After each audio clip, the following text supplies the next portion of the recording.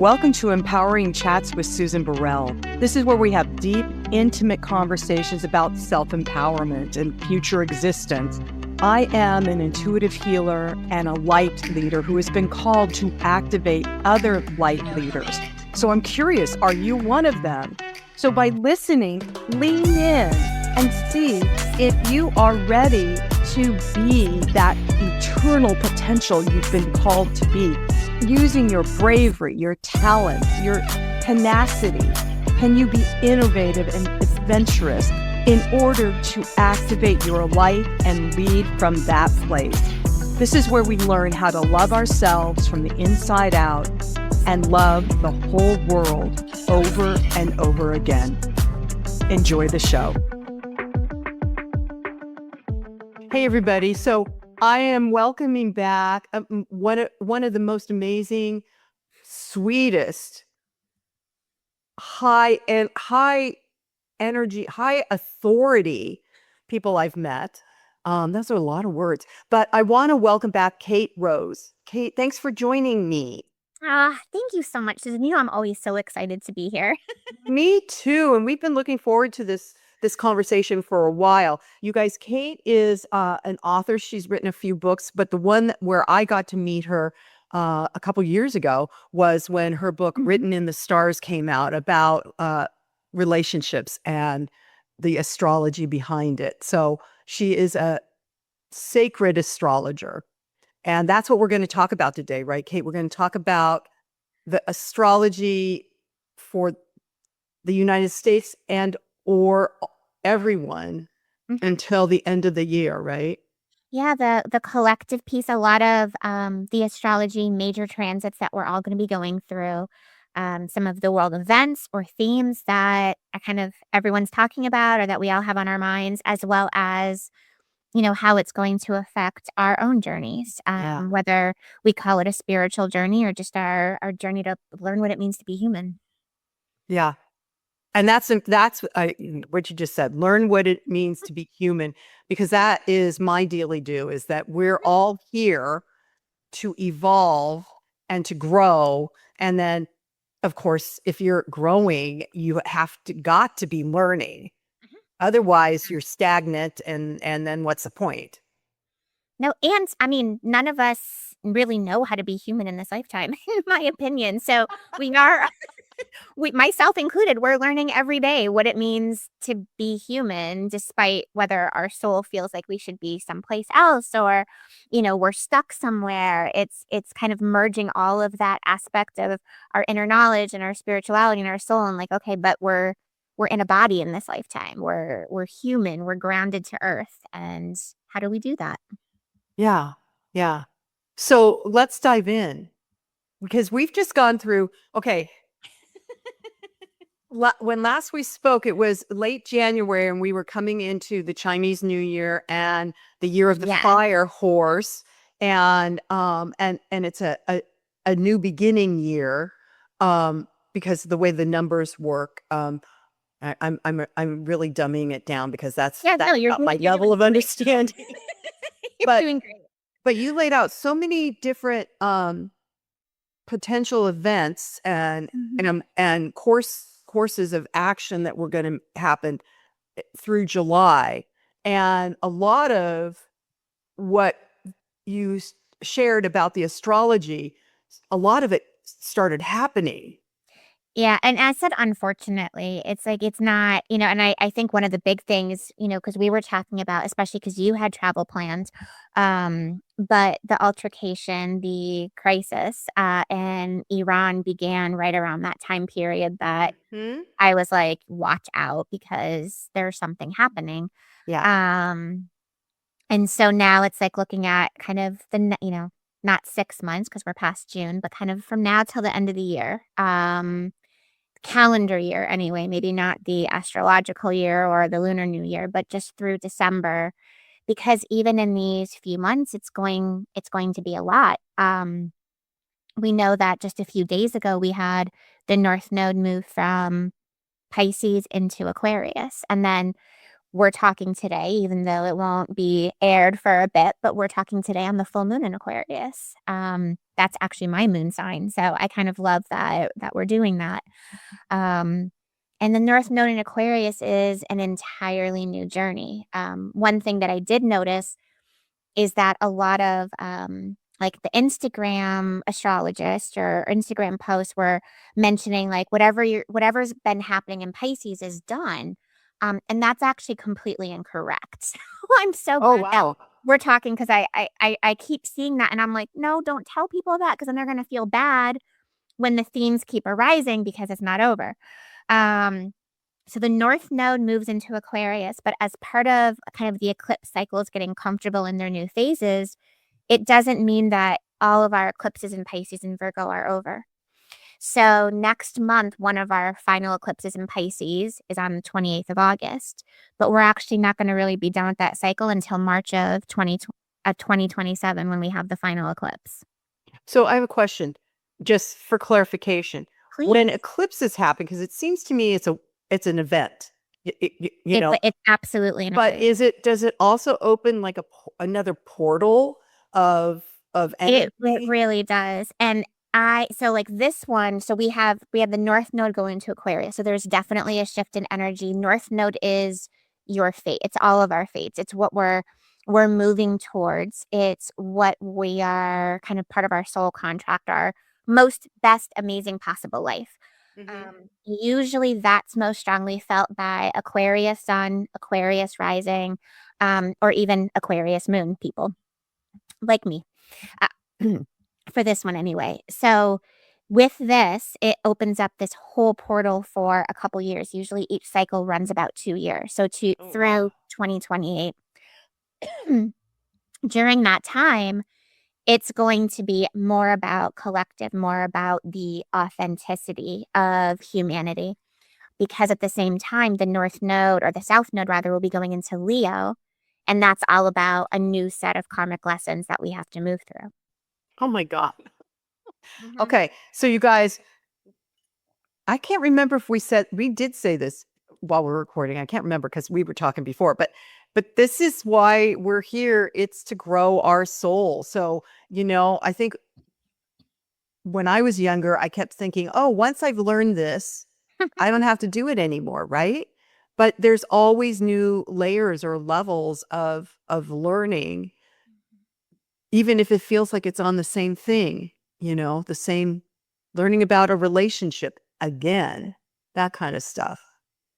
Well, and that's because there's always more to learn. And just because in school, like we might pass algebra one or geometry, and we might not continue on into the other math classes, but in theory, we could study mathematics our entire life and Right. still discover new information. And so the Right. same is true about ourselves. Um, this new energy overall, let's say portal of Aquarius and Leo energy. So Aquarius is every zodiac sign kind of has like their own motto or theme. And Aquarius is a rebel with a cause. Oh, So, which I absolutely love. yeah. um, Aquarius is all about it will break rules. They're completely unconventional, non-tradition, but it's all about helping the greater good, the collective. It's doing not in a necessarily self-sacrificing way, but it's saying, okay, like this and this and this isn't doing any good, even if it's benefiting me, because it's not benefiting all of us. Uh-huh. So let's figure out something. Let's break up some of this tradition that really doesn't feel good and isn't working anymore. And let's figure out what we can do to benefit the collective. And so you can see that's the North Node. Now, the South Node in Leo is kind of working with that because everything is about Leo is the star of the show. Leo is our ego of, well, my needs matter most. And I don't really care about, if everybody likes it or whether it should be good. I care about how it all looks. So I need everything to look perfect. So you have Aquarius and Leo, every sign has its positives and kind of challenges. Uh-huh. Leo is also incredibly passionate. Lots of determination and brings this like zest and beauty to life. So there are pluses and negatives to every sign. But you're having the South Node in Leo, which is really going to be about letting go of the appearance or Mm. keeping up with the Joneses, the old saying, and really moving towards that Aquarius energy where it's one, not just choosing what's good for ourselves, but choosing what's good for the collective. I That love that that. that collective power, energy improvement is more important than us simply having a life that looks good from the outside. Yeah, I love that Mm-hmm. because things have gotten with social media over the last however many years social media has been around, I don't know. It's gotten very superficial. Very These much people that are so. influencers, occasionally somebody will send me a clip and I'm like, "Is that a real person? Why are they telling me about these shoes they think are so great that I should have?" It's so fascinating because I actually had made a note. So with Aquarius, so the last time that we had the Aquarius and Leo cycle was when the like button first appeared on Facebook. Oh So my gosh. when Facebook first began, there wasn't a like button, a love button. It was just like it was kind of like a refabbed like MySpace, if anybody is old enough, which I am, to remember that. Uh-huh. So, but there wasn't this idea of like interacting with what you see online, which was kind of like the birthplace of the influencer. So on the day, let's say the 26th, so a few days ago, when the North Node shifted into Aquarius, it kind of also brought all this back up, where it's not about, social media isn't going anywhere. Which is going to continue to evolve. We know this Uranus and Gemini, Pluto and Aquarius, we're going to involve more technology. But what will be changing with this cycle is it's not going to be about posting or doing something for likes. It's going to be doing it because you have a genuine message to share or you have Mm. something that is really important to you that you want to teach people about or show something. That's what this Aquarius and Leo piece is, where it's almost like dropping that like button and it's more about the content that you're showing.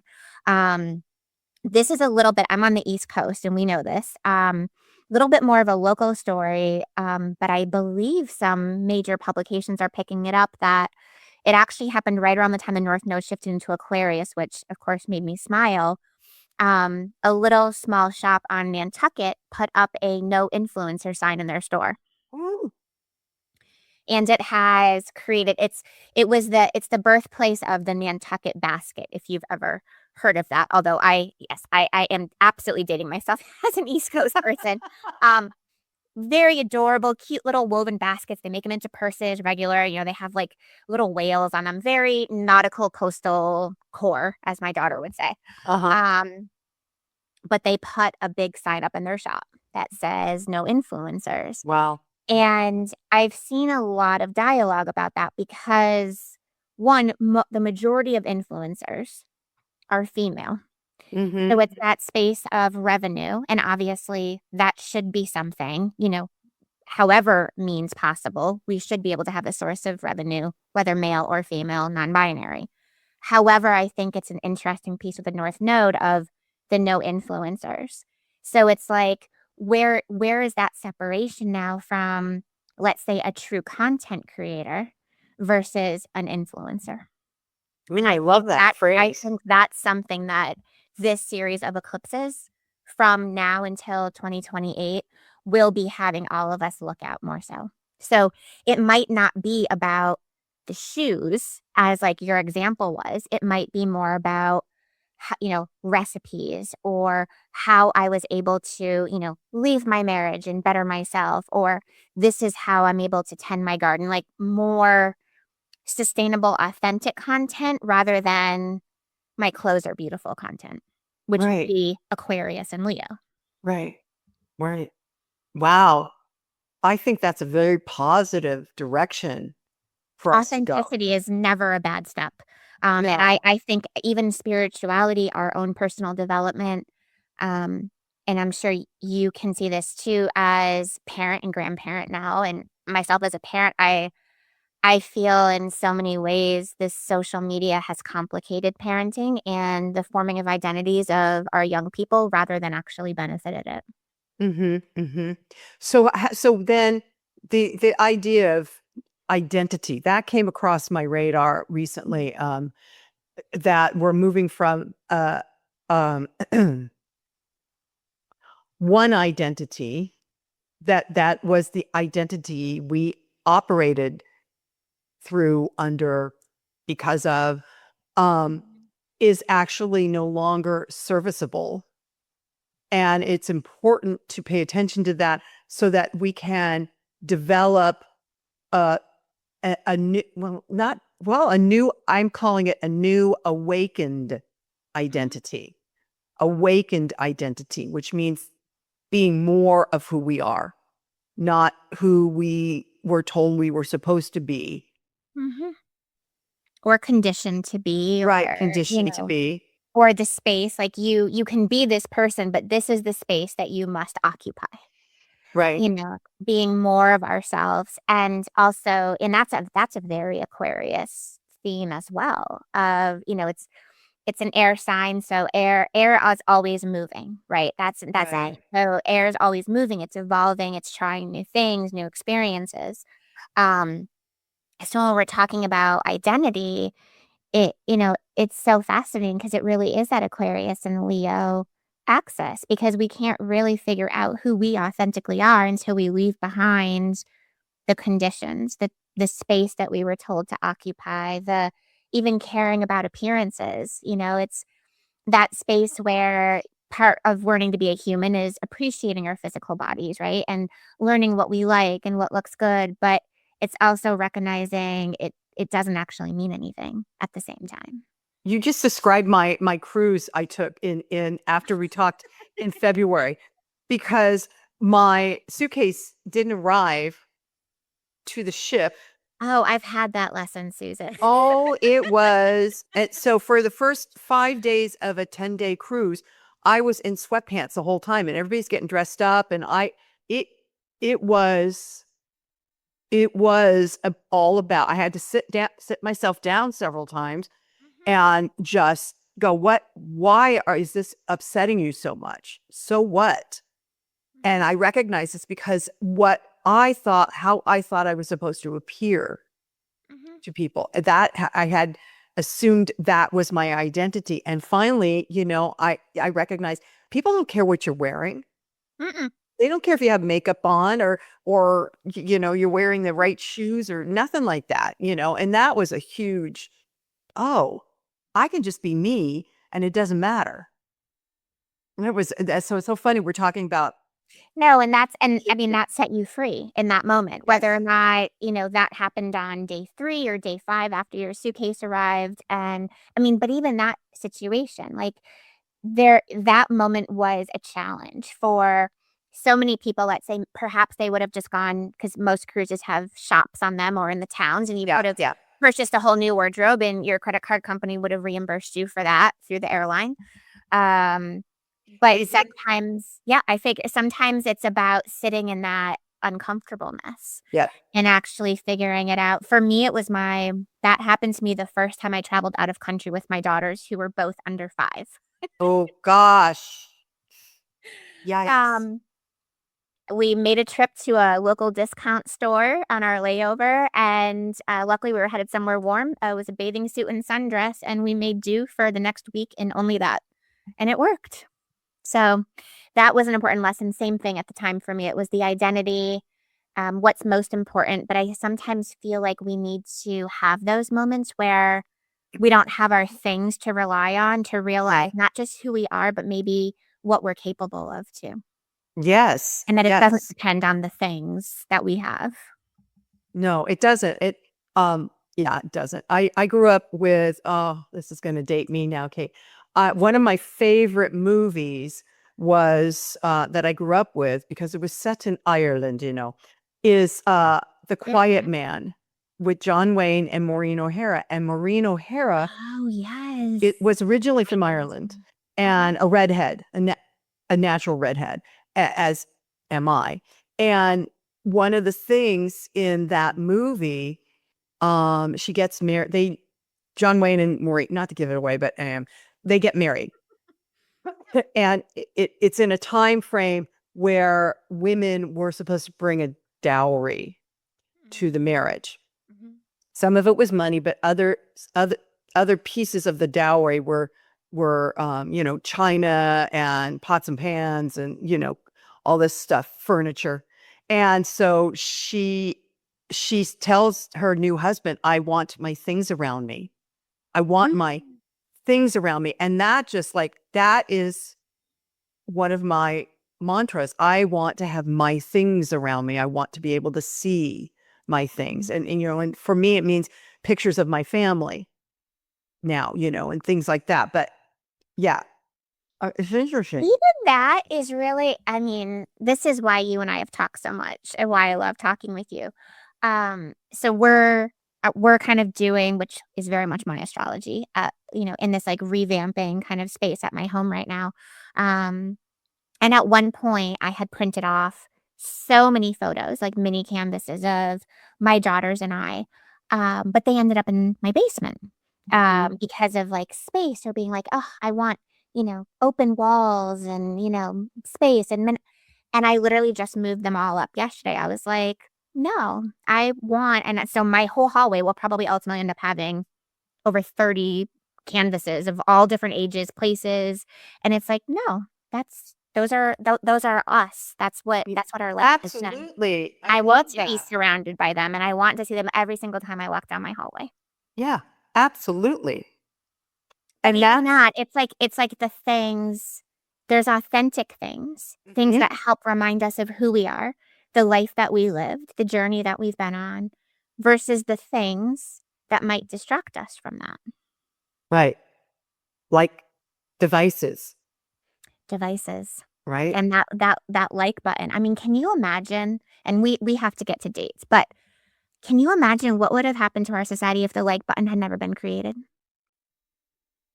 Yeah. It's almost like there would be like, that would be a great premise for like a movie, right? Going back in time, that is a great premise. Matrix-esque, right? Going back in time and not having that like button created, and then having a new sequence of events in society, and what would have occurred. Yeah. Yeah. That's a fascinating thing to think about. Right? I think about that, but humans, and it's whether it's personally or collective, I do believe that we always end up where we're meant to be. Right. And something that I think we've talked about even frequently when we've connected is that aspect of growing and evolving as a society, personally or collectively. Doesn't mean it all goes wonderfully and beautiful. It means it's kind of like, in order to clean out the horse stall, you first have to muck it out before you add new hay. And the same thing is true, for ourselves, our lives. We have to muck, and I think we're in a mucking out phase still, personally. It has been feeling that way for a couple of years. Is that the last thing of eclipses a couple years ago, and this is the okay. I still think we're mucking out. Yeah. Okay. It's because we have to. Everything kind of has to be brought up to a head. We have to clean it all out before we can kind of keep moving. And it doesn't mean perhaps that every aspect of that collective, it doesn't mean everybody's going to agree. But there has to be enough of that kind of mucking out where something new can actually begin. And I think that's what it looks like. The path is kind of moving forward. And the astrology is really interesting. So, I mentioned that we're talking on the full moon in Aquarius today, which is lovely. And then we're moving into August, and now that's eclipse season. So the beginning of August on the 12th, or I suppose the middle, we have the new moon and solar eclipse in Leo. Now, when you had mentioned the portal, so there's lots of energy portals, right? There's a portal of kind of a new eclipse series, which will last 2 years. There's also a portal, which my favorite reference is like Alice in Wonderland, the rabbit hole. Like, that's what the eclipses are, because you enter the eclipse. We'll be entering it, let's say, in Leo on the 12th. And then the next eclipse will be on August 28th. It's the full moon lunar eclipse in Pisces. And so it's like the rabbit hole, you enter the eclipse, and then it's like that 2-week time span, which so many people don't like that I've spoken with. I love the 2-week period between eclipses because it feels like anything is possible.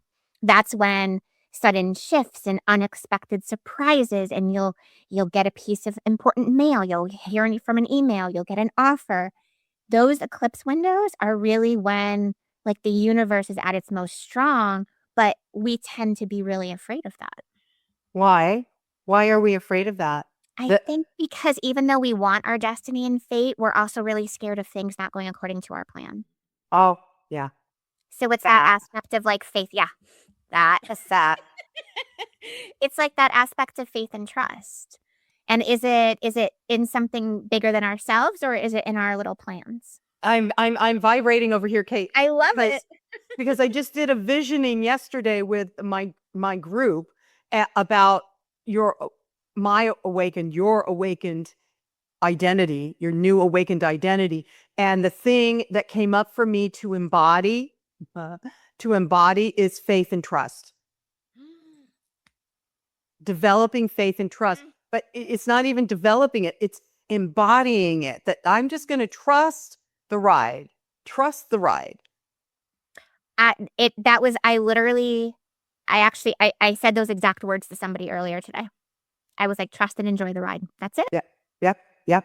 Let go. Because again, Leo, we talked about the axis. Leo is also ego. But in theory, we should all be able to say, we don't know what our best life looks like. We don't know where we're meant to be. Right. We don't know the ultimate piece of truth of society or the collective. We can't even definitively say who we are in this moment, because next month we might learn something different. So by able to say we don't know anything, we don't know it all, we don't know whatever it might be, that's the basis of the faith and trust. Only by truly not knowing can we be guided to know what that means. Yes, that's so true, because what I've noticed in my life, I've been around people that absolutely think they know, and they're immovable. Mm-hmm. They are not in a dynamic flow of anything, because I found what it is I need to know, and I know it. So I'm just going to stand here on this little dime with their plans. They're holding on to their plans tightly. Because I know, and this is how my life's going to be. And I'm like, oh my God. And I used to be that person.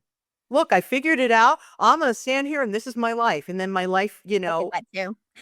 Yeah. And then everything went to bluey. Yep. Or, always in hindsight, for a much better reason. I'm a much better person. Same. And have access to my skill sets that I didn't have before. Mm-hmm. And so then why not trust the unknown? It's better to not know and trust the unknown. It is. I mean, it's and that trust and faith is that idea of, I think it has to go, there's like a relationship with faith and trust. Because it's one, not knowing and admitting that we don't know. Uh-huh. But then it also comes down, it's faith and trust in ourselves that actually I think allows us to have faith and trust in the universe. Because what I've also found is that if we are, let's say we're trying to let go of the plans, we're admitting that we don't know. That doesn't mean that we're just running around kind of like helter-skelter, crazy, doing all it. For me, it's that idea of when you're in that space, we're acting honestly. We're acting from a place of integrity. We're trying to do good. We're trying to still focus on ourselves. We're trying to have balance. We're trying to take care of the planet. We're trying to be like, it's being in that alignment of being like, Mm-hmm. okay, I know I'm having faith and trust that I don't know what the plan is. And I may not know why I'm here just yet, but I know that I am trying to live my life in such a way that's in alignment with what I feel is probably pretty close to the greater good. And I feel like when we are doing that and can feel confident in that piece, then it's saying, okay, well, if I feel like I'm in alignment with the greater good, or somewhere in the zip code of it, then I will continue to be guided. So it's easier to have that faith and trust, I feel like. Right. Right. There's a twist here though, right, Kate? Because There's lots. because and we're not talking about astrology right now in the sense, but because there's lots of people that believe they have faith and trust, and they are attempting to persuade everybody else to believe in what they have faith and trust in. Well, right away, that's the red flag, right? Because It is for me. anything that's worth believing in, one, is never going to have to be forced. You're never going to have to talk people into it. And anything worth believing in is also not going to have to put down certain groups of people or withhold certain privileges or hurt others. Because no matter when we're talking about universe or any sort of spirituality involving faith and trust, there is no malevolence in any of it. There is no divisive energy. There is no separation. It is oneness. It is loving each other, loving ourselves, taking care, as I said, of the planet, being honest. And so anything that people are marketing as faith and trust or trying to have us believe in so much, all it comes down, I feel like for me, it's pretty easy. It's, well, what are they asking me to believe in? And are those things good? Are they bringing people closer together? Do they have integrity? Yeah, and I think you've touched on it a few minutes ago when you said having believing in yourself, and I think that a majority,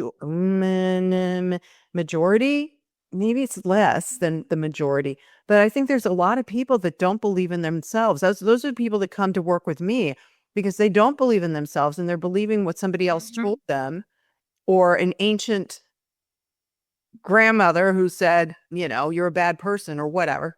Unfortunately. Yeah, and so through this eclipse season and all of that and you're saying we're being called back into authenticity. Mm-hmm. Is it going to break up those those hardened beliefs that people have been operating under for centuries? Is this what we're seeing also, so that they can, underneath the rubble, find their own truth? The Aquarius and Leo spectrum, I think, is part of it, especially if we're looking at, has any of these people used social media or, media in general to spread those messages, right? Whether it's about our grandmother who passed down our lineage of lack of worthiness, or whether it's, something that we're seeing on social media or on a television or something like that about those. However, I think overall the belief system is actually going to be really affected by Uranus and Gemini. Because when is that coming? Uranus went into Gemini in the spring. Okay. Actually going to be, and now we're in the first year of Uranus and Gemini, where it's not going to be backtracking into Taurus during its retrograde. So once it entered Gemini earlier this year, now we're in our first full year, which we're also going to be coming up. Uranus stations retrograde in Gemini on September 10th. So this will be the first retrograde in Gemini that we're going to it's going to be fully in Gemini. Uranus it's the planet of awakening. It's the planet kind of shock and awe, also can rule kind of natural earth matters, things like that. So storms, earthquakes. But in Gemini, a lot of it is about ideas, and it's about breaking up with kind of the previous ideals or the previous visions that we had. So that Uranus, even in retrograde in Gemini, and it will be there for another 6 years. Uranus has 7-year cycles, not unlike the 7-year cycles that, it's often said that we all have in our own lives. So I think with that being said, that it's during this time period is going to be one that really does challenge that old narrative, and the old narratives that are still affecting the collective, and something that not everybody experiences, but the person in charge of our country is currently having their Uranus return in Gemini. So that's something that does not happen. Not everybody experiences their Uranus return. So that's something that's very interesting that I think will continue to play out over the next few years as well. Yeah. Yeah. Well, oh.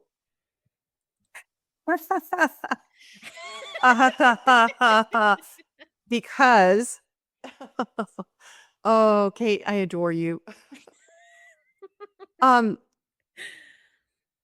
So we're witnessing. Are there other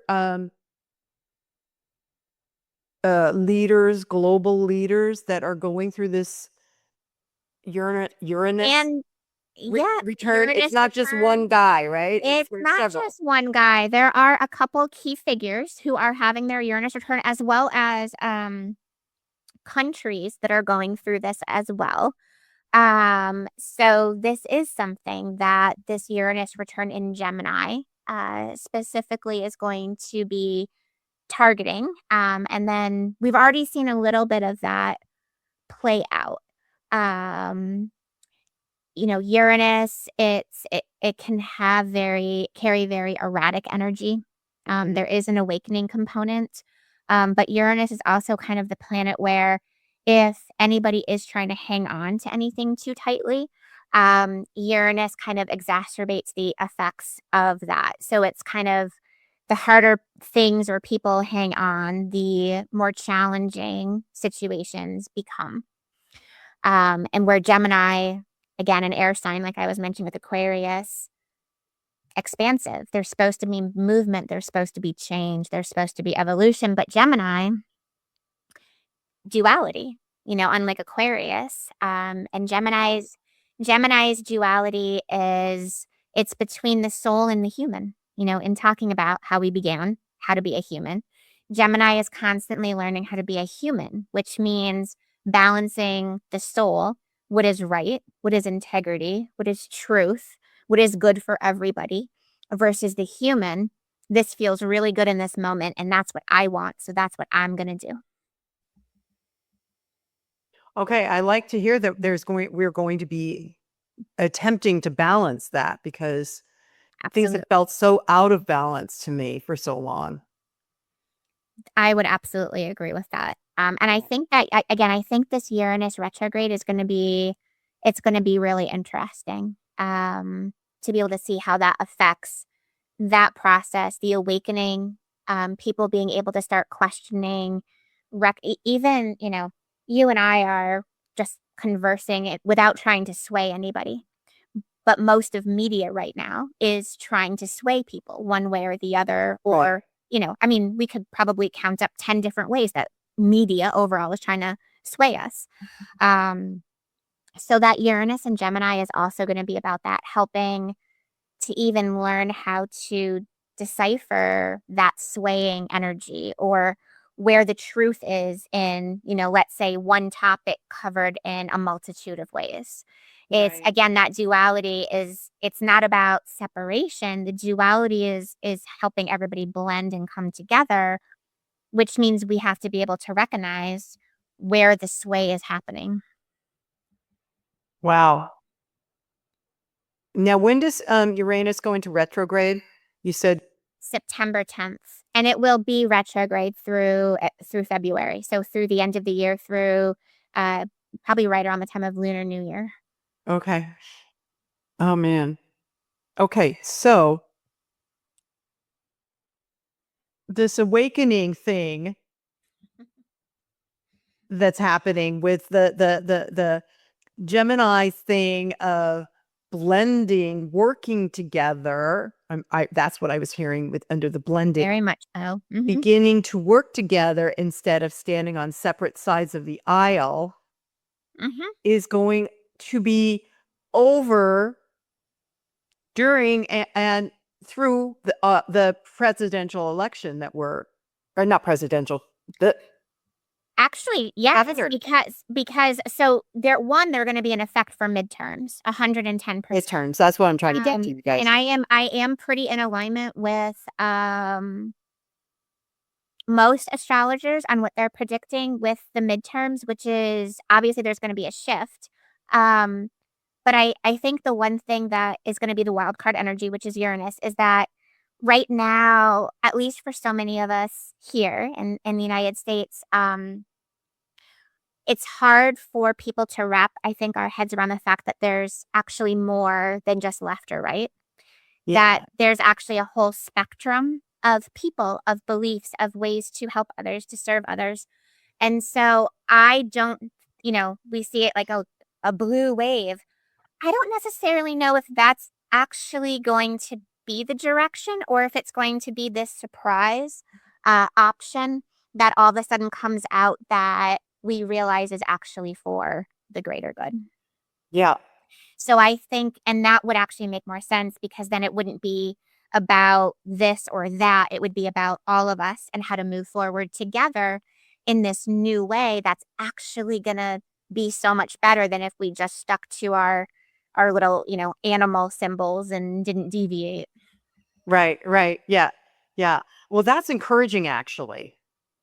I think so as well. I mean, it's one, we could kind of go back and even look at, historically, we were not a nation where we were not meant to be like these two parties at war with each other. That's really the basis of what they did not want for our country. But of course, power is in a powerful elixir.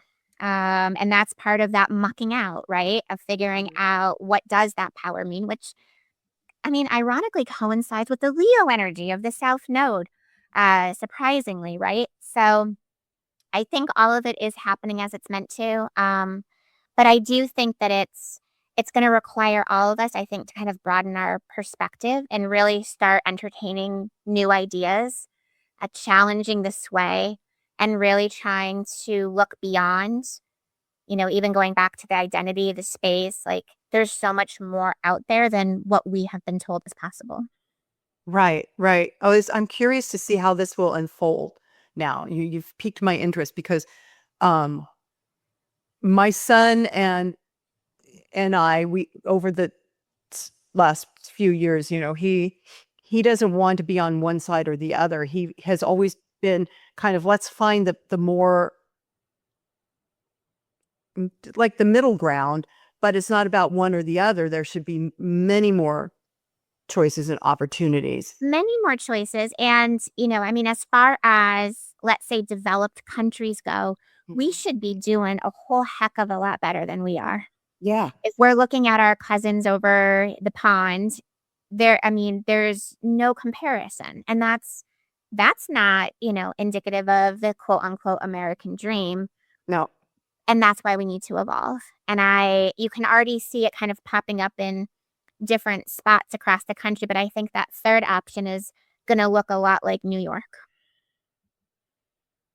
What does that mean though, Kate? I think it's going to be much more about, again, the collective, how to benefit everybody that lives here, how to benefit the children, how to benefit the elderly, how to benefit making sure that we can all live, not just survive, but thrive in our community together. I like that. That's what we should be moving towards. So yes, I love that idea. Do I have to move to New York in order to? No. It'd be like me moving to like Norway or, the Netherlands. So luckily we will not have to move unless we wanted to, of course, fast track ourselves. But no, this is going to be, it's going to be probably a slow progression as all change is. But we have a few years to make it happen. But this whole idea of that is something that we are moving beyond, as challenging as it might seem for all of us here to yet believe. Yeah. And it's hard for people to imagine, because it's been so rooted now. Yeah. And indoctrined in many ways into who you are and your identity and what you do and your pastime, whether you choose to be in the military or not, what all of it, where you live, there's been so much of, if this is true, this has to be true. Right. And then unknowingly, we have all boxed ourselves into these spaces, regardless of whether we actually believe with everything or not. Right. And regardless of whether it's actually is it good for all of us? You know, it's one thing to go and, let's say, sign up for something, but are we hurting ourselves by signing up for that in the process? Right, right, right. So I think, tying all of identity into this, there really is this space of growth, and recognizing that growth, as we've said, sometimes blows up our lives, right? It's uncomfortable. It challenges us. But if it's meant to be, then eventually that's where we're going to get called to be. Yep, yep. And through our conversation, Kate, I keep having images of being on a roller coaster, right? And I got to say, everybody, I was always afraid of roller coasters as a kid. The last time I was on a roller coaster, I cried. I do not do roller coasters. Yep. But you know what? If this is a roller coaster and we got on it, we got on it. If you're living We on all chose to Earth be right here. now, you're on that roller coaster. So either you're going to white knuckle it and pray for it to, wait until the end. But why not just move through the ride, having faith and trust? I'm talking to me now. I'm talking to Kate. In all of us, in ourselves, in the collective, in the divine, in the universe, into whomever or whatever it is that we pray to. You have to have faith and trust, because also it's not only our plans are really so small in the grand scheme of things, but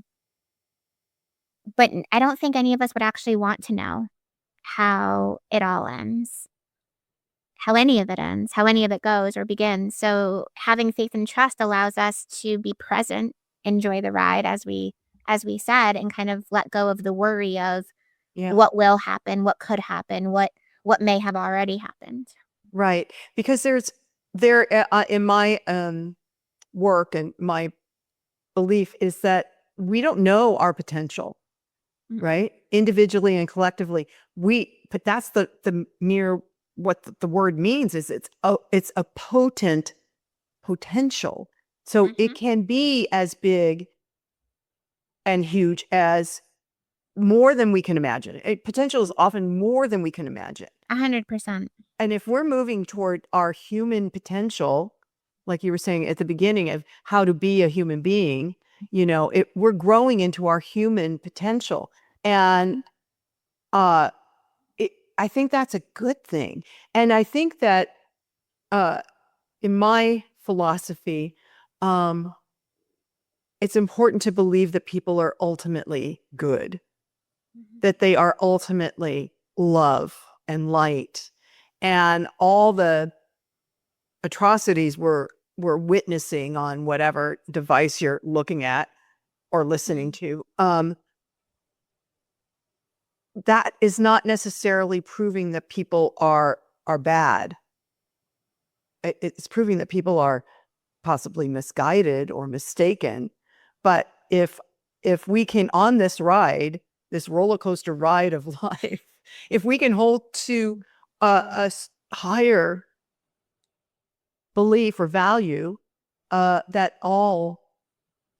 everyone is good ultimately, and there is light within each of us, then it seems like we'll get through this maybe with more joy, maybe with more cohesiveness, maybe with more compassion and acceptance of the other person. And it's also that people finally being able to see that within themselves. Yes. I think it's a lot easier to become misguided when you don't see your own light. Yes. That is when you think some of that conditioning that you've been told, whether by society or by grandma or grandfather, when you believe that that's true and you don't see your own light, or you see who you really are, then of course it's like you've been taught to believe the worst in you and in the rest of the world. And then you most likely might outpicture that, and you might live your life that way because it's like the self-fulfilling prophecy on conscience. Like if we don't see our light and our inner narrative is still the person that told us that we weren't good, or that we weren't going to amount to anything, or that we, aren't worthy, then we're going to be attracted to things, to people, to belief systems that mirror that woundedness within us. And usually wounded systems are what wound and hurt others. Yes. Yes. That's a lovely way to put it, Kate. Unfortunately.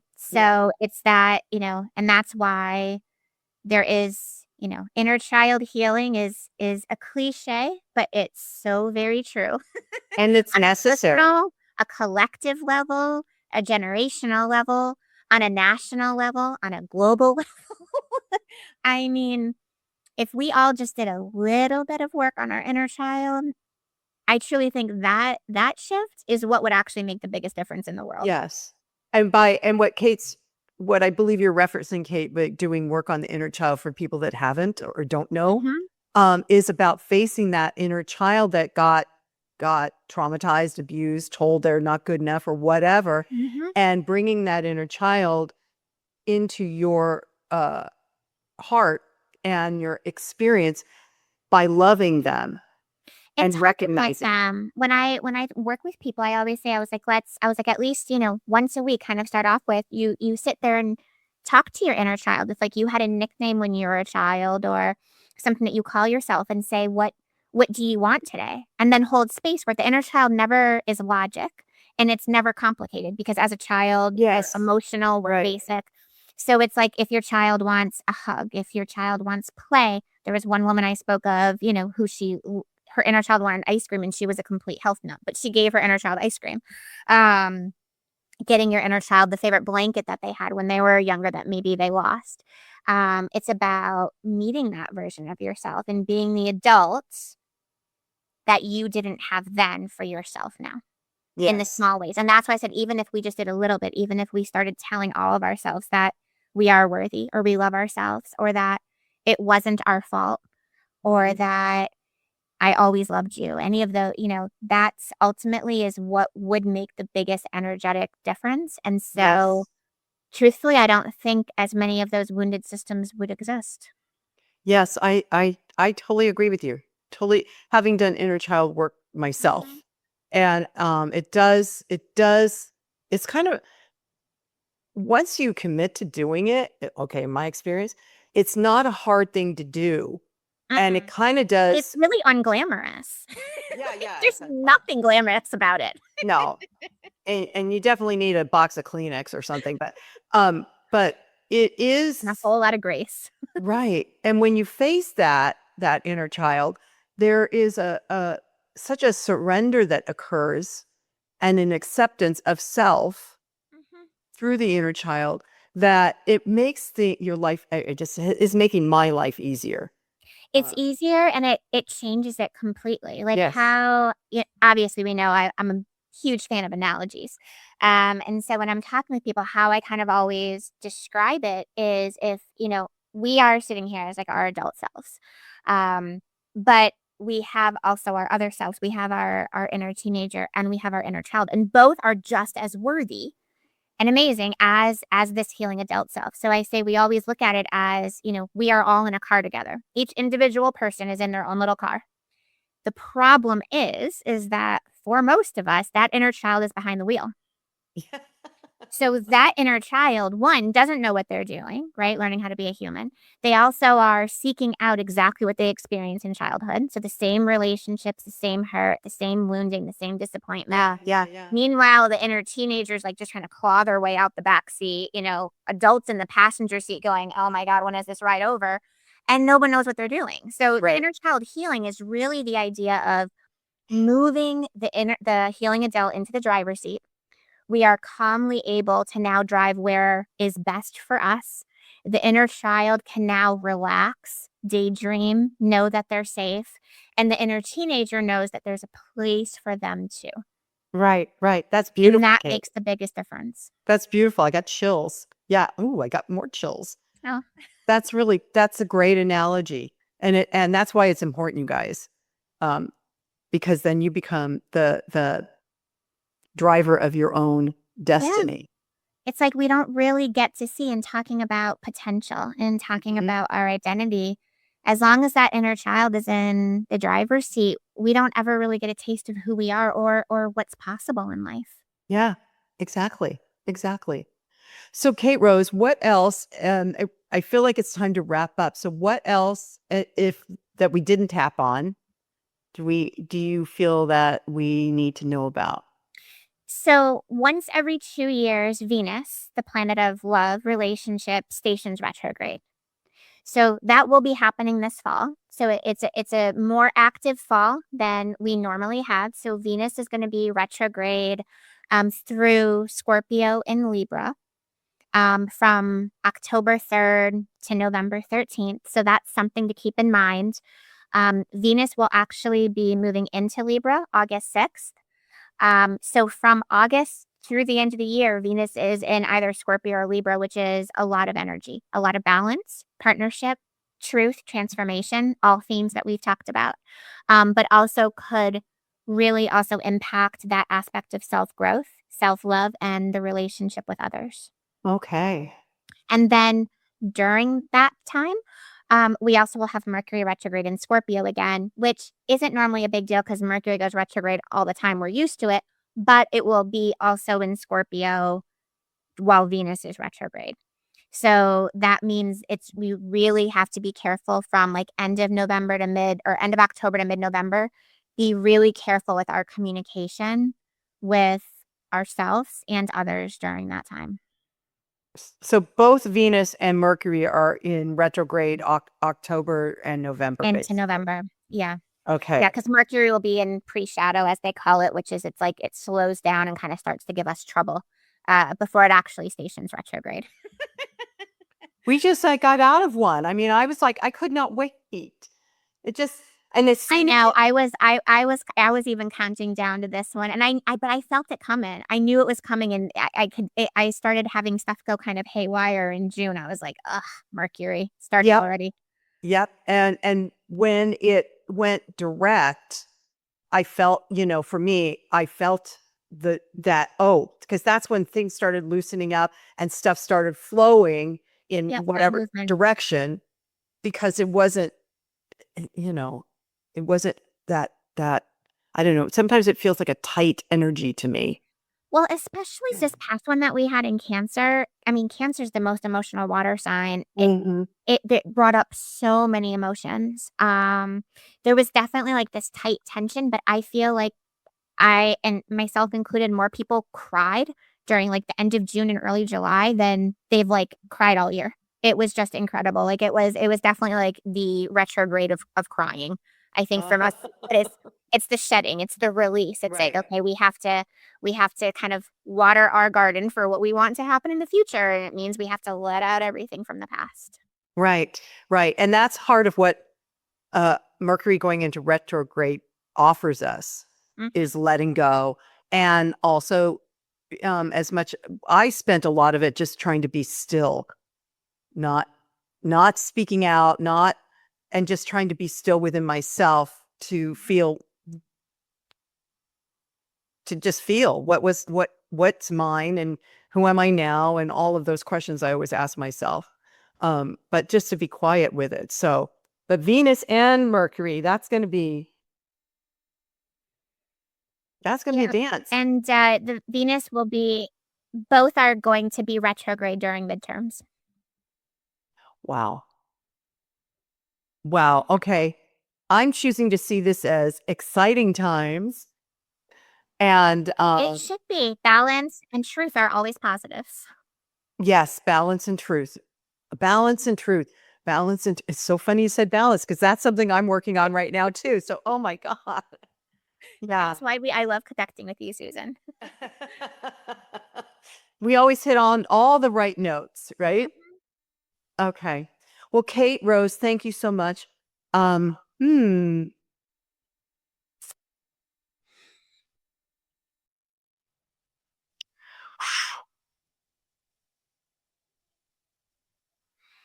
Thank you, Susan,